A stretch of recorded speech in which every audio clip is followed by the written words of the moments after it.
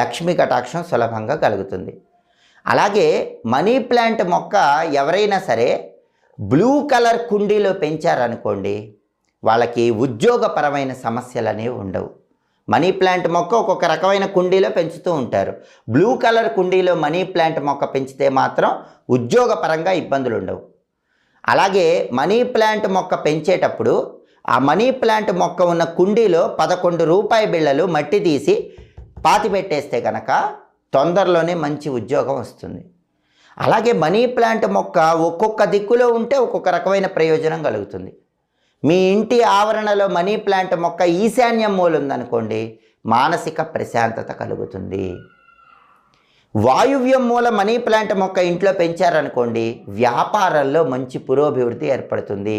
మాకు బిజినెస్ బాగా రన్ అవ్వాలండి, కస్టమర్స్ బాగా రావాలి, గిరాకీలు బాగా రావాలి,